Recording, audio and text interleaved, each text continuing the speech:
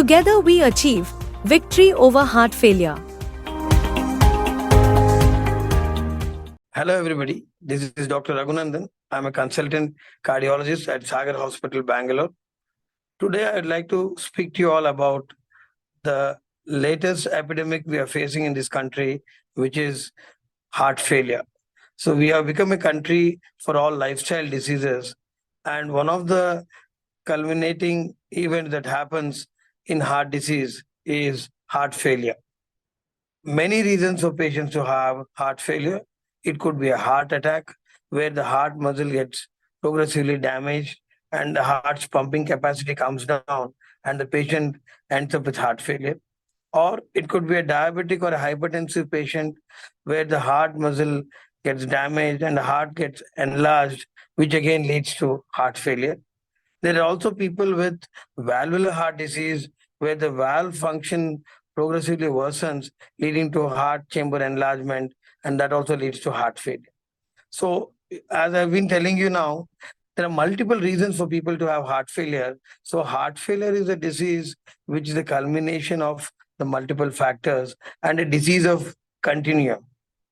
What earlier was thought to be a disease of the elderly is today becoming a disease of the youth, disease of the people in the age of 40 and 50s, especially in the country like India. The onset of heart disease itself is almost a decade earlier than the Western population. So, how does one identify that somebody has a heart failure? So, first thing is the patient's symptomatology itself. The patient not be able to do his routine activities. He will be finding it difficult to climb stairs. He finds that while doing his activities of daily living, he is becoming short of breath. He's having a chest tightness and his heart is beating more than what it normally does, which all indicates that there's a strain on the heart. And how does one identify the heart failure? So when you have these symptoms and there is some progressive worsening of the symptoms, especially at night when somebody is not able to lie down, or you're woken up in the middle of sleep because of shortness of breath, or you have swelling of the feet or puffiness of face, first thing you need to do is consult your nearest doctor to see why this is happening. So then if you're referred to a cardiologist, an echocardiogram will tell you what is the heart's pumping capacity, which is measured by the ejection fraction. And once they know the cause for this, either it's due to a heart attack or an enlargement of the heart itself or a valvular disease, the treatment accordingly will have to be done. Once it is done for the heart failure, the treatment has to be on multiple levels. One, controlling the underlying risk factors like hypertension, diabetes, obesity, and cessation of the smoking habit, which are all contributing to the heart failure in most patients, especially in India. Next level would be fluid restriction.